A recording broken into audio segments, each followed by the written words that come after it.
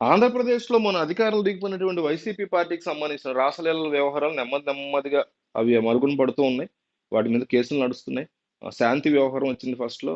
ఆ తర్వాత దువ్వాడ శ్రీనివాస్ వ్యవహారం వచ్చింది. ఇప్పుడు కాదంబరి జత్వాని వ్యవహారం వచ్చింది. అదంతా ముగిసేలోపు ఇప్పుడు అధికార పార్టీకి సంబంధించినటువంటి వ్యవహారాలు, రాసలీలల వ్యవహారాలు బయటపడుతున్నాయి. వరలక్ష్మి అనేటువంటి వ్యక్తి సత్యవేడు టీడీపీ ఎమ్మెల్యేగా ఉన్నటువంటి కోనేటి ఆదిమూలం మీద ఆమె డైరెక్ట్‌గా ఫిర్యాదు చేశారు. ప్రెస్ మీట్ పెట్టి అది కూడా హైదరాబాద్ సోమాజిగూడలో ప్రెస్ మీట్ పెట్టి ఆంధ్రప్రదేశ్‌లో ఆల్రెడీ కంప్లెయింట్ ఇచ్చి సరైనటువంటి చర్యలు తీసుకోవట్లేదనేసి భారీ ఎత్తున రివీల్ చేశారు. ఆమె ఒక హోటల్ పేరు చెప్పి ఆ హోటల్‌లో బర్మింగ్‌హామ్ హోటల్ ఏదో ఆ హోటల్‌లో తాను రూమ్ నంబర్స్‌తో సహా అక్కడ పెన్ కెమెరా పెట్టి మరి ఇతను ఎలాంటోడు అనేది నేను రికార్డ్ చేశాను. చాలా దారుణమైనటువంటి వ్యక్తి. నన్ను చాలా తీవ్రంగా అతను ఇది చేశాడు అనేసి మొత్తం ప్రతి విషయాన్ని ఇంక్లూడింగ్ వీడియోస్ క్లియర్ కట్‌గా అన్నీ రివీల్ చేసింది. ఇంతకీ ఈ వ్యక్తి ఎవరంటే ఈమె తెలుగుదేశం పార్టీలో ఎన్నో సంవత్సరాల నుంచి ఉన్నటువంటి ఒక కార్యకర్త. సో తనని లైంగికంగా ఎప్పటినుంచో వేధించేటువంటి ప్రయత్నాలు చేయడం. అంటే ఈయన వైసీపీ వ్యక్తి. ఎలక్షన్‌కి ముందే వైసీపీకి సంబంధించి సత్యవేడు టికెట్ ఇవ్వలేదని ఆయన పార్టీ మారి మరి ఈ పార్టీకొచ్చారు. తెలుగుదేశం పార్టీకొచ్చారు. టికెట్ తీసుకున్నారు. గెలిచారు. బానే ఉంది. సో మరి తెలుగుదేశం పార్టీకి వచ్చిన తర్వాత రావటమే ఎలక్షన్ కార్యక్రమాలు పక్కన పెట్టి మరి ఈ అమ్మాయితో రాసలీలల వ్యవహారం ఆయన నడిపాడంటే ఇక మామూలు డెడికేషన్ కాదు మనోడిది. సో దాంతో అమ్మాయి మరి అత్యాచారం కింద నమోదు చేసింది. This no fun in it. అంటే మామూలుగా సరసాలు, రాసలీలలు అంటే డెఫినెట్‌లీ తప్పే. ఐ మీన్ తప్పంటే కన్సెంటే బట్ స్టిల్ తప్పు లెజిస్లేషన్‌లో. కానీ ఈ అమ్మాయి మానభంగం చేసేటువంటి బలవంతంగా చేసేటువంటి కేసు పెడుతుంది కాబట్టి it's not at all funny. So ఈ విషయాలు తేలాల్సింది వాళ్ళిద్దరు కన్సెంట్‌తో చేశారా? లేకపోతే ఇట్లా చేశారా? అని డెఫినెట్‌లీ మనకి లా అయితే వాళ్ళు ఏ రకంగా అయినా లేడీస్ కంప్లెయింట్ ఇచ్చుకోవచ్చు అనేది బట్టి ఉంటది. అది వేరే టాపిక్. సో ఇతను ఇంత అడ్డంగా దొరకడానికి గల ముఖ్య కారణం ఇతనికి ఆల్రెడీ తెలుగుదేశం పార్టీకి చెందినటువంటి వాళ్ళే ఈ నియోజకవర్గంలో ఉన్నటువంటి శత్రువులే కారణం అని చెప్తున్నారు. వాళ్ళే ఈమె వెనకాల వరలక్ష్మి వెనకాల ఉండి ఈమె మీద కేసు పెట్టించి అలాగే ఆయన ఏం చేయలేదంట్లా ఆయన చేశాడు.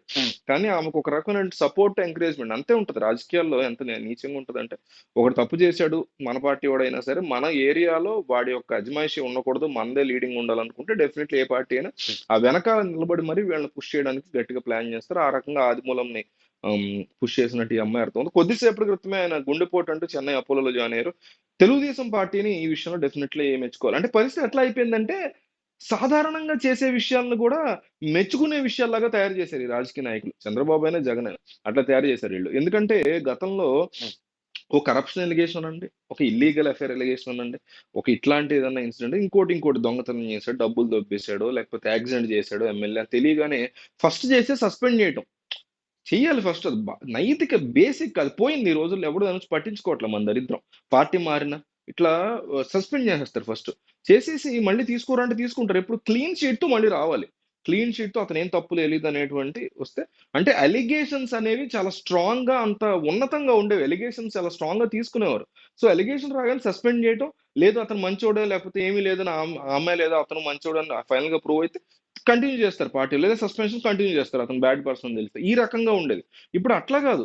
ఎన్ని తప్పులు చెయ్యి. టీడీపీ వాళ్ళు ఎన్ని తప్పులు చెయ్యి. జగన్మోహన్ రెడ్డి పార్టీ వాళ్ళు వైసీపీలో ఎన్ని తప్పులు చెయ్యి. ఏకంగా ఈవీఎం బద్దలు కొడితేనే పోలీస్ స్టేషన్‌కి జైలు దగ్గరికెళ్ళి ఈయన పరామర్శించి వచ్చాడు. చంద్రబాబు కూడా అట్లాంటివి చాలానే చేశారు. సో ఈ కైండ్ ఆఫ్ వరస్ట్ మెంటాలిటీలు తయారవుతున్న ఈ పరిస్థితుల్లో తెలుగుదేశం పార్టీ ఈ వ్యక్తిని సస్పెండ్ చేయడాన్ని డెఫినెట్‌లీ అప్రిషియేట్ చేయాలి. అంటే చాలా నార్మల్ థింగ్ అది. నిజానికి మా చిన్నప్పుడు ఏదన్నా ఇట్లా జరిగితే ఇమ్మీడియట్ గా చేసేదే సస్పెన్షన్. అది అసలు పోయింది. దాన్ని ఎత్తిపడి దొబ్బారు. అసలు దాని నుంచి తీసుకురావట్ల.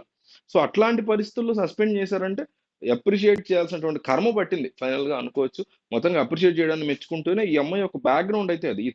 ఈమె వెనక కొంతమంది ఇదే నియోజకవర్గానికి చెందినటువంటి తెలుగుదేశంలోనే అవతల వాళ్ళు ఉన్నారని ఇతన్ని ఈ సీట్ నుంచి పుష్ చేయడం కోసం ఈ రకమైనటువంటి పనులు వాళ్ళు చేశారు. ఇది అబద్ధం కాదు బట్ స్టిల్లే ఆమెకు ఒక సపోర్ట్ గా నిలబడి నువ్వు నిజాలన్నీ చెప్పు మేము ఉన్నాం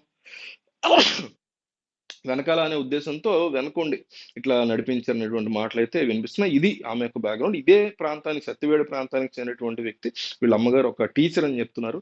సో ఇంతకు మించి మనం డీటెయిల్స్ బయట పెట్టకూడదు కాబట్టి ఆమె పేరైతే వరలక్ష్మి.